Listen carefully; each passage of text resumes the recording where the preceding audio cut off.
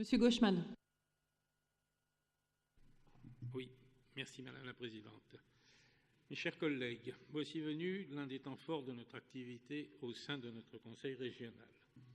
Nous sommes sensiblement à la moitié de notre mandat et nous disposons d'une expérience vécue qui nous permet à la fois d'avoir un regard portant sur les 3 années écoulées ainsi qu'une perspective sur les 3 années suivantes. 3 premières années ont été marquées par la volonté de votre majorité d'assainir les comptes de notre collectivité, volonté à laquelle nous nous sommes associés chaque fois que nous pouvions constater une convergence entre vos propositions et les idées que nous défendons.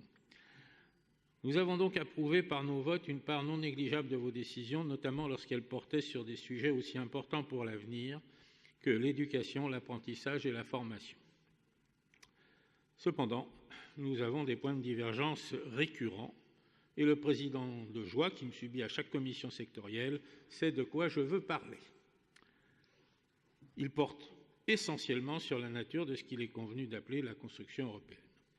Ces divergences peuvent se décliner principalement en 2 thèmes apparemment distincts, mais probablement liés entre eux.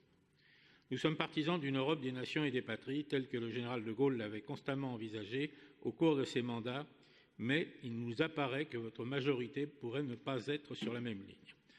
Nous ne vous ferons pas de procès d'intention sur ce sujet et nous espérons que la prochaine campagne relative aux élections des parlementaires européens amènera une nécessaire clarification. Nous sommes depuis longtemps opposés, non pas à toute immigration, mais, comme nous le voyons souvent écrit ou déclaré, à toute immigration non contrôlée. Cette attitude est d'ailleurs de plus en plus fréquente à l'intérieur même de l'Union européenne. Concernant plus particulièrement le document fourni, objet de notre débat, nous constatons que vos incertitudes sur l'avenir vont grandissantes.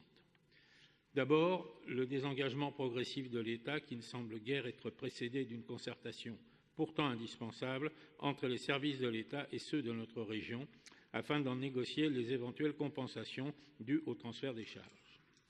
Ensuite, un autre poste semble, à juste titre, vous préoccuper. Il s'agit de l'évolution des taux d'intérêt sur les emprunts que nous effectuons et qui, malheureusement, sont nécessaires pour financer nos dépenses.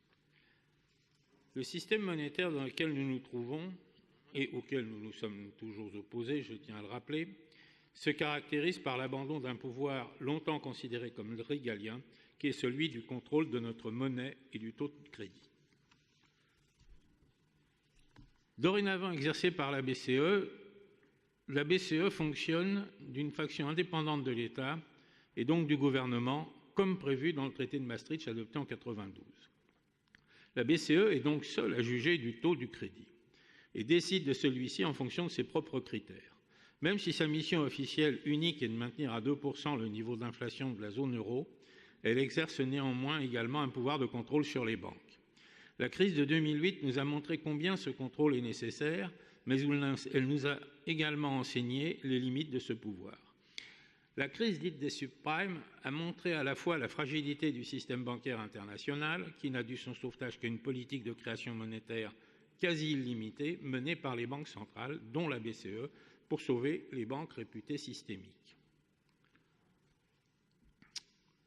L'irresponsabilité de certaines banques, en se jetant avec avidité sur des produits dérivés comme les CDO et des FED, dont elles connaissaient la toxicité, n'a fait qu'aggraver cette situation.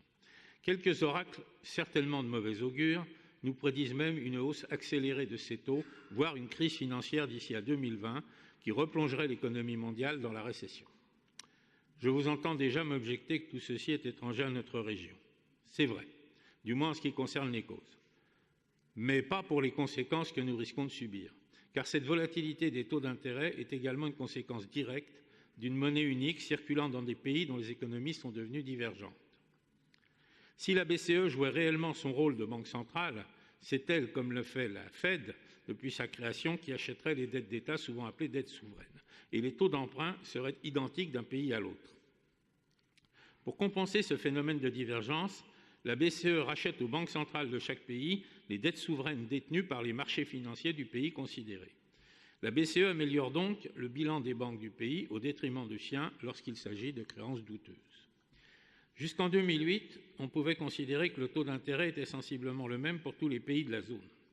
Depuis, les taux d'emprunt se sont mis à évoluer pour chaque pays en fonction de la confiance que les créanciers mettaient en lui. Aujourd'hui, la BCE se trouve coincée entre la disparité croissante de certains pays comme la Grèce et l'Italie, qui pourraient l'inciter à poursuivre ses émissions monétaires, et l'augmentation des taux de la Fed, qui rendent le dollar plus attractif. Nous rentrons donc dans une zone d'incertitude dont personne ne peut prévoir la sortie.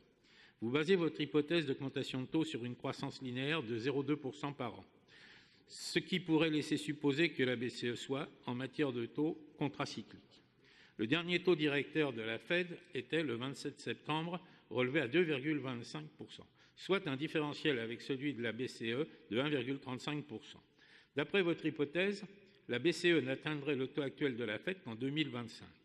Peut-être pourrions-nous envisager ce que donneraient ces prévisions au cas où le taux de la BCE rejoindrait celui de la Fed plus rapidement, disons autour de 2020. Certes, vous évoquez avec satisfaction la notation gratifiante de Standard & Poor's. Je ne voudrais pas ternir votre bel enthousiasme, mais souvenons-nous quand même que cette même agence avait noté AAA les mêmes produits dérivés cités précédemment. En outre, et indépendamment des taux, une autre menace se fait jour. D'après certaines sources, la Commission européenne risque de ne pas valider le budget italien, ce qui pourrait faire courir à l'euro un risque analogue à celui de la Grèce en 2010. Or, l'Italie est la troisième économie de la zone euro. Une perspective de défaut italien risque de précipiter l'éclatement de ces zones. Ne serait-il pas plus prudent de privilégier plutôt les emprunts français au cas où cette éventualité se produirait? Nous n'avons pas abordé dans le détail les actions budgétaires régionales, mais nous donnerons notre avis au travers de nos votes au fur et à mesure que ceux-ci nous seront demandés. Je vous remercie de votre attention.